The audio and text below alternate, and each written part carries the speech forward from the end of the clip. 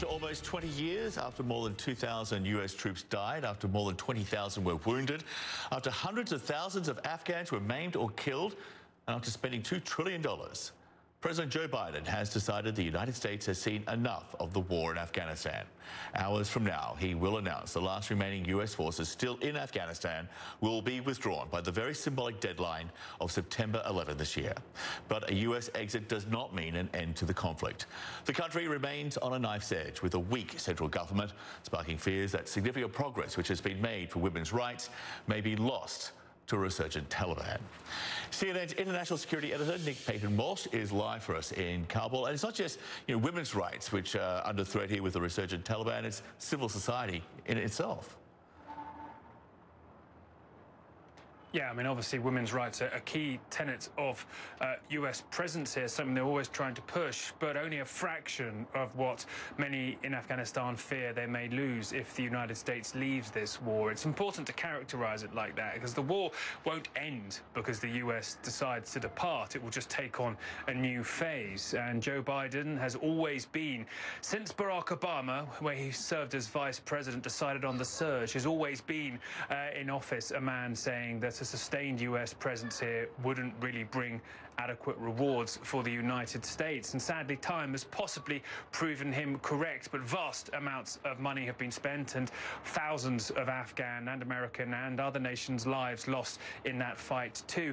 That announcement, key in its symbolism, it will make sure, it seems, that the US won't spend 20 full years here in Afghanistan. But it also feeds into a broader strategy about political negotiations. They're trying to get the Taliban to agree to come to a peace conference in Istanbul. Last night, it seemed the Taliban, for the second time in 48 hours, made it clear they didn't seem that keen on attending. This may simply be yet further negotiations. But more broadly, the fact that this departure is set without conditions has many here, I think, concerns that the Taliban may choose to seize on their territorial advantage militarily. The Afghan government, I think it's fair to say, weren't exactly put on the forefront with this decision. President Ghani put out a statement through his spokesperson saying he's still waiting to hear the details on a phone call from President Biden. But all of this is policy. The key question is, what does it mean for Afghans? And we've been taking an in-depth look at a town which many will remember from this long war, Musa Qala, in the southern province of Helmand, and quite what life is like there after years of it being governed exclusively by the Taliban. If America is leaving Afghanistan after nearly 2 decades of blood and treasure lost, what world does the US leave behind for ordinary Afghans? Taliban stronghold Musa Qala is where many American and British soldiers died. Now, it's a snapshot of how the Taliban will run Afghanistan as they gain power. We asked 6 men living there, 2 on camera, anonymously in safety, what it's like. In short, bleak for women, a few smartphones, but for all, Taliban justice and Taliban taxes. There are consequences. If you don't pay, they beat you or imprison you. A broadly medieval society then, considering all the billions spent, except just recently with the odd smartphone allowed. That's how we got pictures of the streets. Taliban roam the market US Marines once patrolled 10 years ago. The Americans were based here, a location you can see on these satellite images, not far from the empty shop where the Taliban have their temporary courts, which they call the Room, dispensing swift, brutal justice.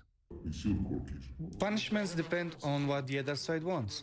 If the plaintiff forgives a murderer, the court might not give a death sentence. But if the relatives demand it, they may. For example, around 4 years back, 3 thieves were hanged to death from the electricity pole on the road out of town for people to see. They had been arrested a few times for robbery, but they did not stop.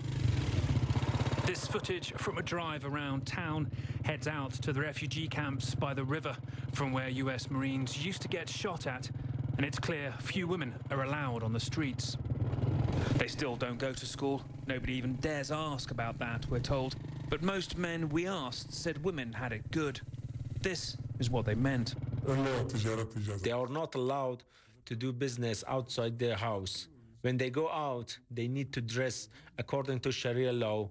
So for them, it's more important to take care of their homes than working outside.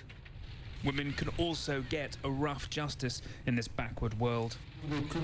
One woman pleaded guilty for adultery and she has been imprisoned for the last 5 years now. No one knows what will happen to her in the end. The man caught with her was killed by his in-laws for bringing shame to his marriage.